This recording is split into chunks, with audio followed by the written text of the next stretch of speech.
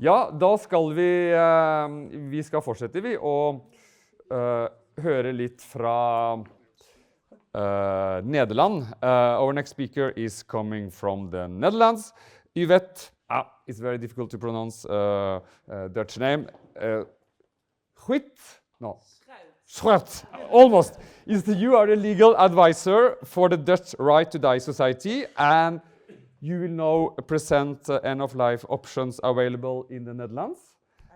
And you will also highlight personal patient stories and emphasize the right to dignified death as a fundamental human right globally. And as we heard Peter say, it's the personal stories which make the changes. So, welcome.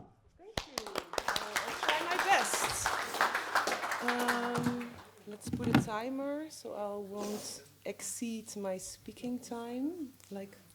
Just kidding. Good ettermiddag. Ik heet Yvette. Dank voor invitationen on this very important World Right to Die Day. Thank you, thank you. I'm already pushing the wrong buttons. Okay. I was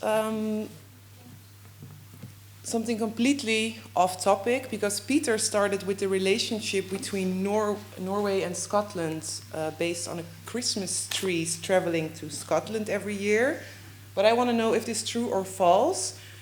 I heard that there is a penguin in the Edinburgh Zoo that is a colonel in the Scottish army, or no, in the Norwegian army.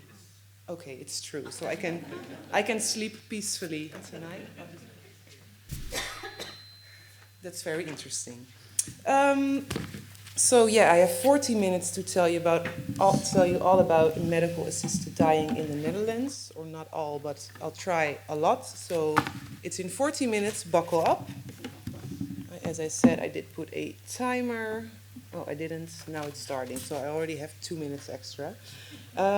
So a bit about me. I work as a legal counsel for NVVE. That's the Dutch Rights Society. We have 174,000 members today, and we were founded in 1973. And what we do is we provide information in various ways. We provide personal guidance to our members. If they need legal advice, they can call me.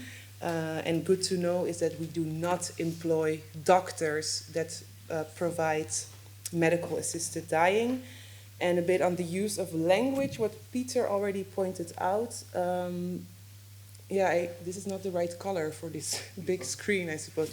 But the use of language, in some countries, jurisdictions, euthanasia and assisted suicide are a bit controversial. They are not in the Netherlands. I mean, we are a very stubborn and liberal country, so I will just use these words. Please don't take offense. But I also, of course, respect the use of assisted dying or medical dying or voluntary assisted dying. We have 4 end-of-life options in the Netherlands that have medical guidance. 3 of those are considered a natural death. Those are stopping or not starting with medical treatment, palliative sedation, when you have a life expectancy of less than 2 weeks, and there is voluntary stopping eating and drinking, which also comes with medical guidance, and then there is medical assisted dying, and on the latter one, which is considered a non-natural death, I will dive in with you guys today. So, I want to start by emphasizing on the importance of stories, a bit about my own story. The picture here on the left is a picture of me when I was 7. And when I was 7 in 2002, the Act on Euthanasia came into force in the Netherlands. So I think I'm the only person in the room here who has lived the most of my life while having access to this law. I mean, clearly I didn't use it yet, but it's there. And now I'm working around this topic. Now I only realize how special that is. So all the facts, all the numbers I'm going to tell you, you always have to remember that every number is a person with a personal story, with a history, with family, with friends, and everything around them. And I mean, now I'm working in this topic. I studied medical law. I wrote a thesis on this. And if I walk into a bar and I get the inevitable question of, oh, what work do you do? And I talk about this. At first, I found it a bit like a vibe killer or party killer. But now I realize that every time I get this question and I speak about this, everyone has a story. It's always like my grandmother, my friends, my uncle. Like, it's so beautiful to see that 9 out of 10 times people start sharing their personal stories with me. And to me, it also illustrates that the taboo of talking about this topic, or at least in the circles that I find myself, is non-existent. And I find that really important to emphasize on. And therefore, also on our website, there's a screenshot on the right picture. We also share stories of people who received euthanasia, like testimonies from their family or friends on our website, to illustrate that every number is a personal story. So I'm gonna start the boring part about the legal framework and the criteria and the history. Who of you here thinks that euthanasia and assisted dying are criminal offenses in the Netherlands? Can I see some hands if you think it is a criminal offense? Oh, no one, that's interesting. It is. It has a place in the criminal code. So there's Article 293, which is terminating a person's life at their request. So now there's an exception for a doctor. So if the doctor provides a euthanasia by injection or IV, that's what we call euthanasia, and that is Article 293. And then you have assisted suicide, where the doctor provides the lethal drugs to the patient and the patient takes it themselves. So self-administered, that is Article 294, assisting suicide. So if you look at these possible punishments or imprisonments, you would think, and you look at the high 12 years versus 3 years, you would think assisted suicide is way more common than euthanasia. But then you have to think again, because last year 98% of medical assisted dying was carried out by euthanasia, so by either injection or IV. So since 2002, there is an exception on these articles in the criminal code. I'll just call it the Act on Euthanasia and Assisted Suicide, because the official name is way too long and way too boring. So when these criminal offenses, which they still are, if they are committed by a doctor and the doctor fulfills the criteria of due care, it is no longer a criminal offense. I will discuss these criteria of due care later, but first I want to have a look at how did we get to this legal framework in the first place, and I'll also get a bit of water.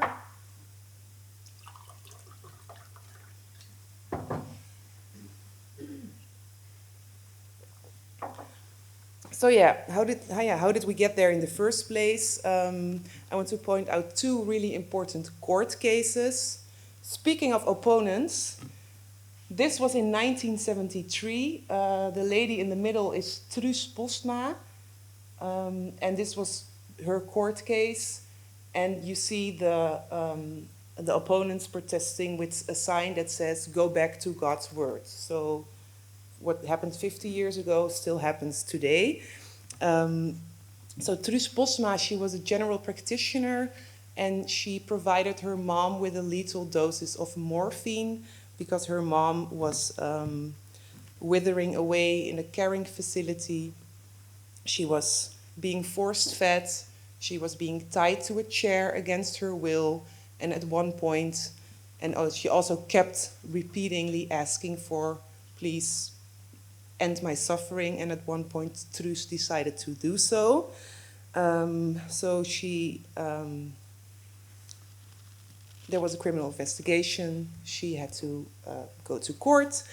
And she appealed to force majeure, and her plea was, as a doctor, I'm experiencing a conflict of two duties. On the one hand, I have to take care of my patient and basically make sure they're alive. On the other hand, I have to make sure they are not suffering, and in this case, the only way to end the suffering is to end the life of the patient, and in this case, it was her mom.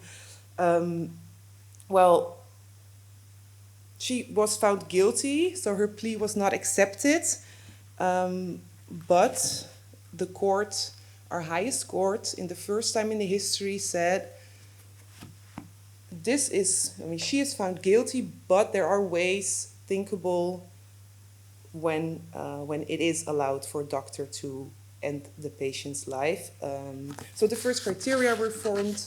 The court said if the patient is terminally ill, if the patient suffers unbearably from a disease, and if the carrying out person is a doctor. So that was the first really important step in our legislation history. The second one is, fast forward a few years later, is Piet Schoonheim. Piet was also a general practitioner. He ended the life of a 95-year-old patient, and this patient was already suffering for, I think, over 10 years. She was suffering from old age complaints like losing her vision, losing her ability to hear, losing her ability to walk.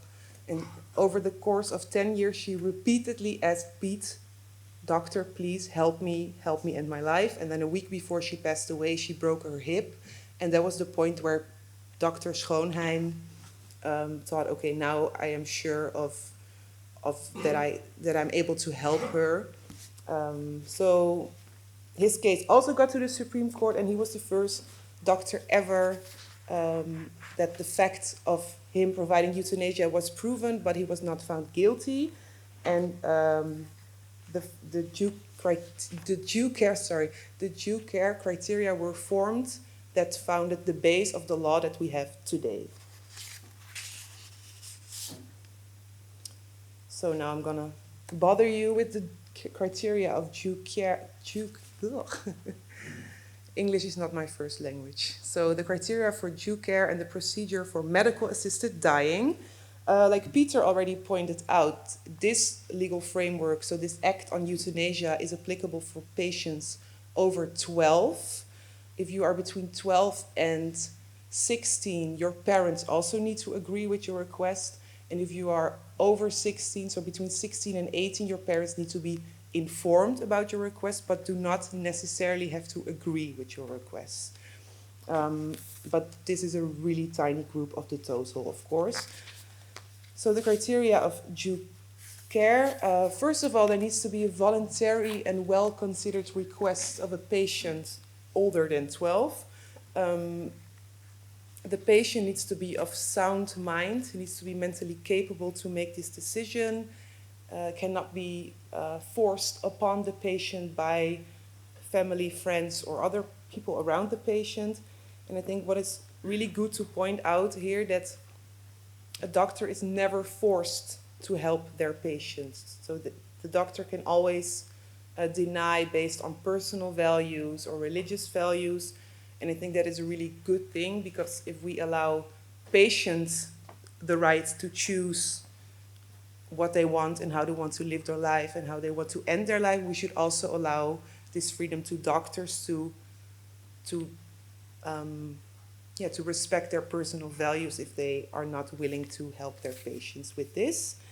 And during the process, the patient can always drop their request. So it's not that if you take the first step, you have to follow along.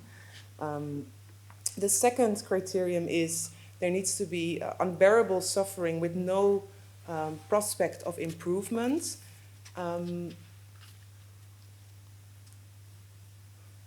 The patient doesn't have to be terminally ill. And that's, I think, a very liberal point of view compared to other jurisdictions. So it needs to be suffering unbearably from a medical condition. So you talk about hopelessness, an illness with a medical condition, and the prospects for the patients are central. And of course, suffering is always subjective to some extent. So for the one person can have a lot more suffering than the other, and the doctor also needs to emphasize with this suffering. So for example, if I say, doctor, I broke my toe and now I don't want to live anymore, this is not something the doctor can emphasize on. And the patient, the third criterion is that the patient needs to be well informed. So the patient needs to know their medical condition. He needs to be informed in a way that is understandable, so in understandable language, because otherwise the patient is not capable of making an informed decision. And then the fourth, or D, if they discussed all this, the patient and the doctor together come to a joint conclusion that there is no reasonable other solution for the patient.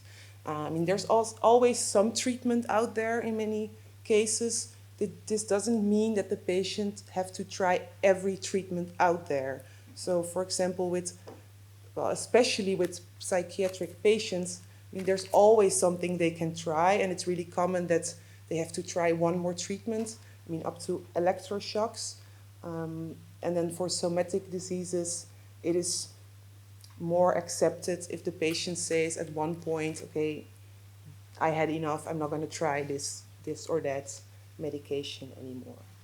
And then when they discussed all this, a consulting independent physician comes. The consulting physician, so that's the second doctor involved, needs to be independent from either the patient and the physician.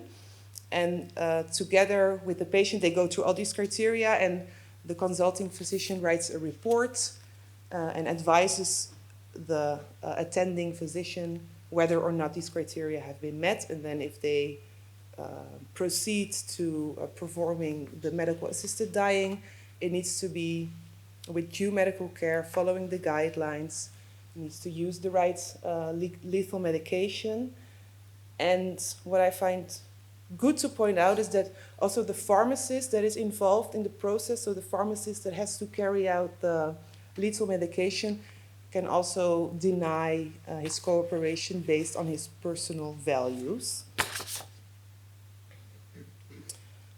So when the medical assisted dying took place and the patient died, the doctor needs to stay there until the patient passes away. The doctor needs to report the death to the municipal coroner, needs to wait until the coroner is there, and then the coroner assesses the coroner assesses the death and sends his report, the report of the consulting doctor, and the report of the attending physician to the regional review committees, which Peter also already pointed out a bit. So there's 5 regional review committees in the Netherlands. They all consist of a doctor, an ethicist, and a legal professional. And these review committees, they assess every single case of euthanasia or assisted dying that took place in the Netherlands. They also, publish their reports. They publish their judgment. It's really transparent. You can go online. It's in English. You can have a look. It's really, if you want to have a more understanding of this practice, it's really interesting to read.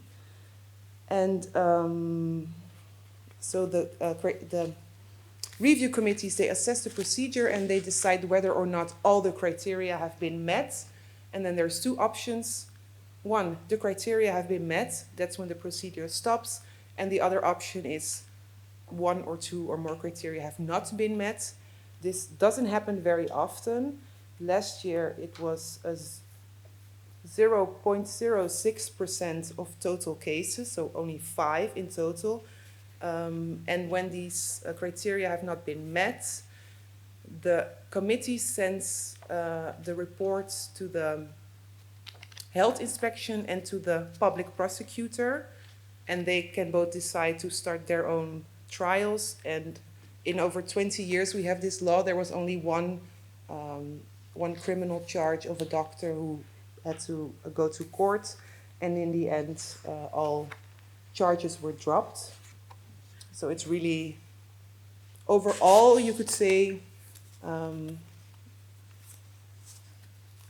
lost the word for it, but I think if you look at this total and the really small percentage of cases where the criteria have not been met, I think it works very well. But maybe that's like preaching for my own church here, so I shouldn't do that.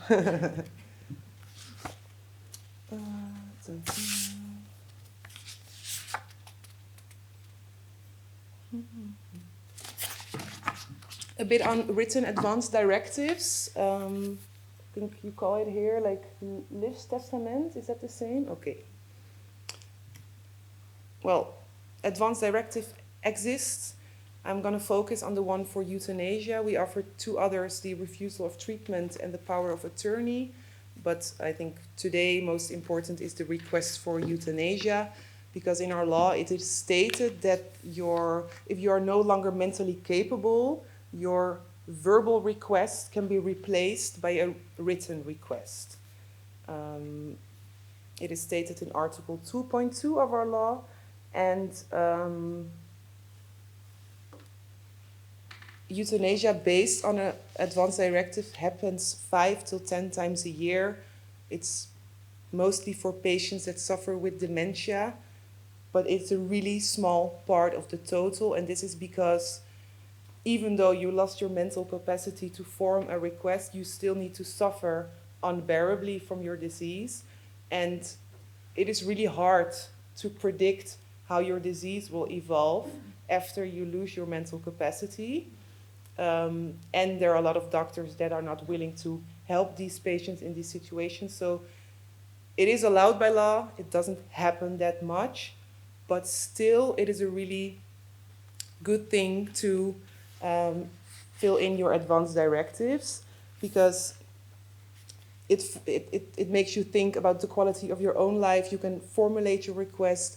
It is a good way to talk with your doctor about this topic, because for a lot of people it is still a bit scary to talk about this.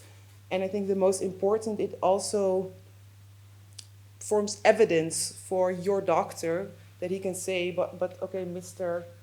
De Boer, he already spoke to me about euthanasia 10 years ago. This is his advance request. So we see it is a really good way to start a conversation and to have evidence on your request. I'm only halfway. This is going great, you guys. More water. So, facts and figures, like I said in the beginning, every person is a story, so you always have to keep in mind that, okay, numbers are rising, and opponents will say that's a bad thing. I don't think it is a bad thing, because if you look at like last year, the highest one yet, I mean, if you think that the people choosing for medical assisted dying today are also the people that worked on legalizing abortion, they worked on women's rights. I mean, these are the people that fought for our freedom. So to me, it is no surprise that it's also the generation that uses the freedom that they established for themselves. I think it's also interesting to look at like the numbers compared to the percentage of the total deceased, which is also gradually increasing. And I think next to these numbers, it's good to put the numbers of palliative sedation. Like in 2015, the percentage of palliative sedation was, and I wrote it down somewhere, but where? Oh yeah, in 2015, it was 18% of the total deceased that died with palliative sedation, and in 2023, it was 23%. So, okay, these numbers are rising, but so are the numbers for palliative sedation. So I think it also shows that we are maybe medicalizing that more. We are granting people's wishes more. And just please look at this as a good thing instead of a bad thing. The nature of the disorders, as Peter pointed out, the Netherlands is one of the few countries that allows euthanasia for psychiatric patients and dementia after you lost your mental capacity. But if you look at the total numbers, over 90% is people suffering from a somatic disease in a terminal stage of their lives. And then 1% is from a psychiatric disorder, and 4% is suffering from dementia. So earlier on, I said it was 5 to 10 people suffering from dementia that already lost their mental capacity. Next to that, it's also 328 people suffering from dementia that still have their mental capacity. And they have to make a really difficult decision, because what we advise them, if you want to be really sure of your wishes on your medical assisted dying are granted, you have to file your request while you are still mentally capable. You can call this like a 5 to 12 moment. And I think it's a really brave and hard decision, because at that point you don't know how many weeks or good years or good months, well, years I think it's a bit much, but like you don't know how many good weeks or months you still have ahead. But last year there were 328 people who made this decision. So the age of patients, well, it's all 12 and up. The biggest group is it's in their 70s, followed by 80s, and then people in their 60s. The physician that is carrying out the medical assisted dying, in 81%, it is the general practitioner. For me, it's interesting if you put that to the diseases. I mean, if you look at like 50% suffered from cancer, these are all people that went to other specialists but filed their request for euthanasia with their general practitioner. And I think that's really good to know that. For me, it illustrates that there's a lot of value in the relation between the patient and the general practitioner, because they've known each other for many years, maybe their whole lives, and this is like the end to their relation. And then the other interesting category to point out is other doctor. Who are these people? In 2012, our organization founded the Expertise Center for Euthanasia. So it's a clinic that specializes in providing medical assisted dying. And we do this because we saw a lot of patients filed their request with their own doctor, but their doctor denied for whatever reason.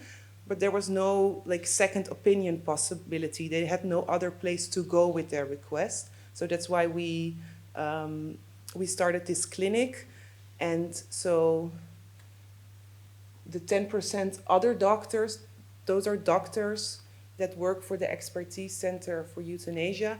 And so they do two things. One is they have a second opinion role, and the other role they have is they offer guidance to doctors that maybe they carry out medical aid in dying for the first time. They are scared, they're not sure if they are meeting all the criteria. So what they do, they stand next to one of these doctors and they walk them through the process in order to make sure more and more doctors are feeling secure enough to carry this out. Because we must not forget that even the doctor providing the medical aid in dying is also a human being. And I mean, you don't go to work every day thinking, oh, I'm going to carry this out. It can still be, even if they met all the criteria, even if they are fully agreed to the request, it can be still hard for them to do this. So I think it's really good that there's a place they can go for support and help. I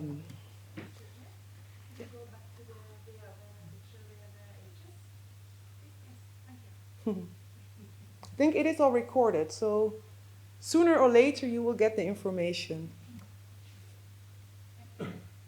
I'm in the youngest category if you want to know. No, just kidding. The location, almost 80% dies at home, and I think that's really special and important to point out that if people have the choice, they want to die at home. And that is what medical assisted dying is making possible for these people. And then you have the criticism. even after all these years, there is still a lot of critique and fake news and slippery slope accusations of the Netherlands, which is also a good thing because it keeps us sharp. And yeah, so I wrote down, it's not all sunshine and rainbows in the Netherlands. I think it's more rain, but so yeah, the so-called slippery slope. They say, oh, if you make one step, you will dive into this whole thing of unforeseen negative consequences, especially when it comes to patients with a psychiatric disorder. I'll park that here for a bit. And also there's a lot of like fake news or misinformation, especially in international media, on patients that receive euthanasia for a psychiatric disorder. They present their judgment as a fact. They don't know the medical history of these patients. They don't know what these patients have been through. They don't know how many treatment, electroshocks, medication, voluntary or even forced therapy these patients have tried, and still they think it is okay to put these people out there and judge their choice. I think, as you can see, it makes me a bit angry. But let's not go there. So, I mean, to say that euthanasia for people with a psychiatric disorder is unforeseen is complete rubbish. In 1994, our Supreme Court already decided in this case of Boudewijn Chabot, who is a psychiatric doctor. They already judged that euthanasia for patients with a psychiatric disease is allowed. They judged that the suffering needs to be abstracted from the cause, and the suffering does never have to be terminal. And they did say, when it comes to people with a psychiatric disease, it needs to be handled with the greatest caution, and there needs to be an extra, so on top of the consulting physician that I just told you about, there needs to be an extra psychiatric, I always have trouble with the psychiatric doctor involved in order to examine the patient, in order to make sure the patient is mentally capable for their request. So it was never unforeseen. In fact, 1994 was the year I was born. It was already 30 years ago that our Supreme Court decided on this, and still they have the courage to say that this is an unforeseen consequence. And they say, oh, numbers are rising. Yeah, they are, but the total number is rising as well. I mean, the blue lines are the total numbers, and then the pink lines are the numbers for patients with a psychiatric disorder. Yes, they are rising, but you could also say that it's getting in the mental health care. This topic is slowly moving out of the taboo corner. It is okay to discuss this with your doctor. I mean, and for this group, I think 1 out of 10 requests gets like the green light for medical assisted dying. There's also a lot of proof, for example, Belgium, and where they say, if you take this wish of this patient seriously, if you listen to them, if you really put effort into discussing this topic with them, some will find the will to live, some will still find this, some will still file their request, but I mean, you cannot ignore it. It is there, so you need to do something with their request. So, I think, again, listen to these patients, listen to their voices. That's why we share stories. For example, this is Martijn. He was 45 when he received euthanasia, and his parents wrote this testimony on our website. Martijn suffered from a psychiatric disorder. He went through a lot of attempts of suicide. He went through a lot of treatments, like he was forced. He went to forced treatment, to voluntary treatment. He tried everything he could. And at one point he filed his request for euthanasia. And what I find really good to point out in his story is that his parents, in this testimony, wrote down that they didn't understand his choice, but still they chose to stand next to him, support him, respect him, so that he could be surrounded by his family when he received his medical assisted dying. So once again, it's very important to listen to the patient, and if the patient and the doctor together decide that medical assisted dying is the only way to end suffering, that is something, it should be respected and not something we should throw into the international news with all fakeness around it. I promised I would also speak a bit on assisted dying as a human right. I mean, Norway is part of the European Treaty for Human Rights as well, with the court in Strasbourg. And you have the Article 2 of the treaty, which protects the right to life, versus Article 8, which protects the right to private life. And the European Court in Strasbourg, in many cases, they already pointed out that the Article 8 of the treaty protects the right of a competent individual to decide at what point his or her life will end. And they also stated that this right should not be illusory or theoretically, but at the same time, there is no obligation for member states to arrange access to medical aid in dying or help in dying at all. The case I wanted to point out is the case of Daniel Karsai. Maybe some of you heard of him. Daniel was a human rights lawyer from Hungary. He worked for the European Court of Human Rights during his career, so he pleaded a lot of cases there. And at one point, he was diagnosed with ALS disease. You see a picture on top that was before he was diagnosed, and his picture below is him pleading his own court about his wish to get medical assisted dying. So he was pleading his own court, his own case in the European Court. And I mean, Hungary has a total ban on assisted dying. It is even extraterritorial. So even if he would travel to Switzerland, the Swiss doctor would be, possibly undergoing criminal charges from the Hungarian government. So his plea was, okay, I have this right under Article 8, but there's no way this right is for me possible to be granted.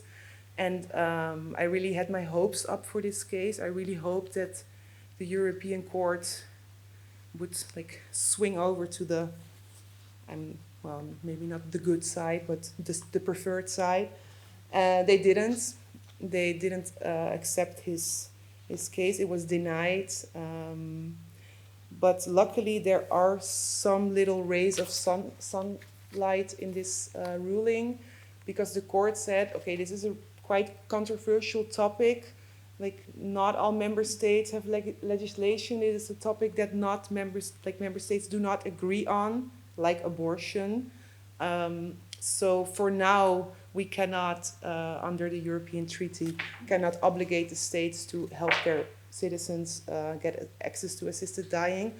But we do see a trend under member states that more and more states have legislation, like Peter just showed on the map, and that there in the future might be an obligation for states to arrange this for their citizens. So let's hope the future is brighter and people like Daniel Karsai do not have to suffer through their whole process of illness. I'm gonna stretch because I'm just kidding. I have so much time left. Kidding, we're almost there. I want to end with a personal story about my uncle. His name was Tom. These are pictures from when he was the age I am now. Eventually, he lived till he was 68. And my uncle was a really big guy, really tall, Dutch tall. He worked in construction. He remained a bachelor his whole life. He was really an autonomous person.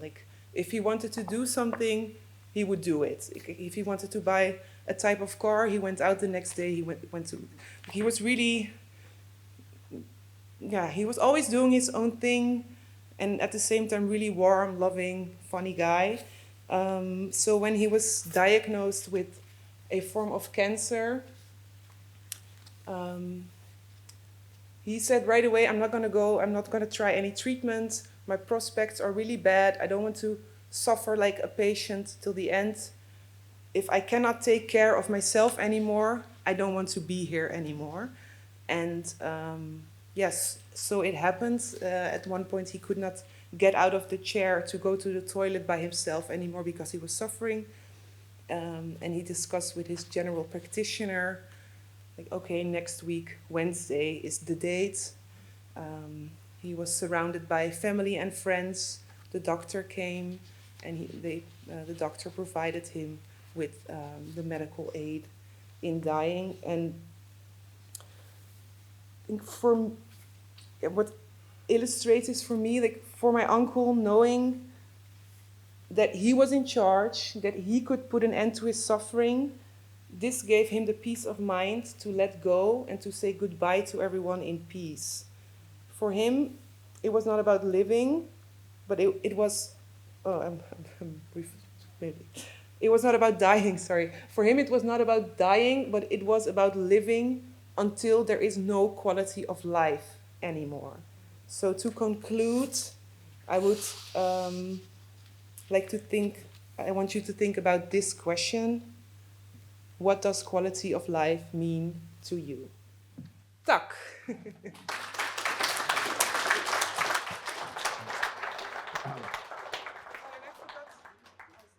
Thank you, Yvette. Yeah, you have, yeah. That I also brought some information from our organization in English. It's not a lot because I only had hand luggage, but I will give some out to the happy few. Thank you. Is any question to Yvette before she is stepping down? Noen spørsmål? Noen av disse begrepene disse kriteriene i starten er på det vi på norsk kaller tilbørlig aktsomhet. You got a small gift here.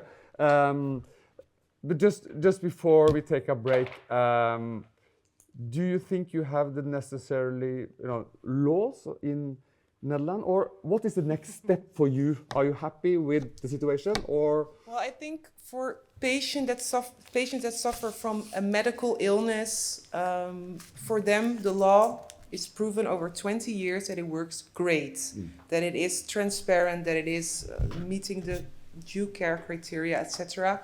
But at the same time, since it is World Right to Die Day, at the same time there's also a group of people in the Netherlands. I mean, if you have legislation, people want a step more. Yeah. And there's a big group of patients in the Netherlands that say, okay, if I'm 80 or if I'm 75 or if I'm 85 and I look back and I feel that my life is completed, I should be able to ask someone to help me with dying. So they feel...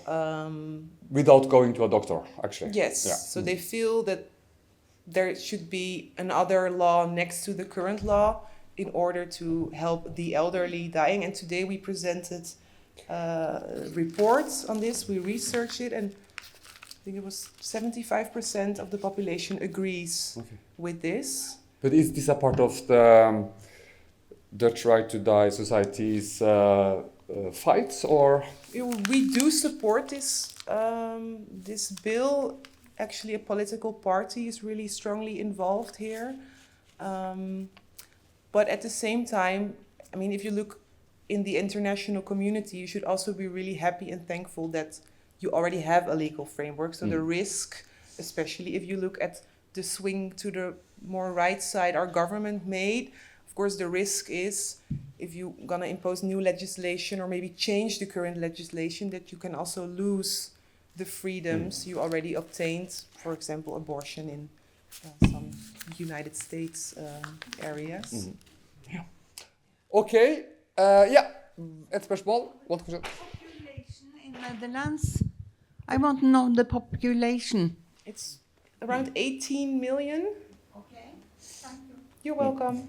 And I'll be here the rest of the afternoon, so if you have anxiety to speak in public, you can always come to me later. That's why I'm wearing a really bright suit. A question. Thank you so much. Yes, one more. Okay, He already okay. has the mic.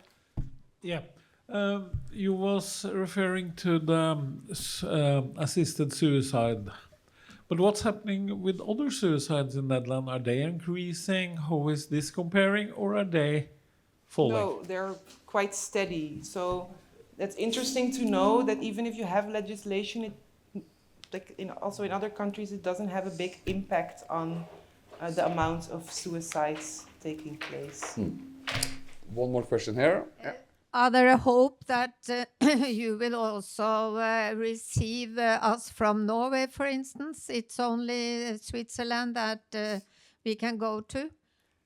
Yes, the legal framework in the Netherlands does not allow people from abroad unless you come and live in the Netherlands and you have your healthcare insurance and you have a relationship with a doctor, but I mean, that's like a process of years. So for now, I would say no. Sorry. Okay, da tar vi en 15 minutters pause. We take a 15 minutes break and just look for the green Irish yeah, and ask her questions. Så da er vi tilbake her 10 på 2. 10 på 3. 10 på 3. Senest på plass i salen 10 på 3.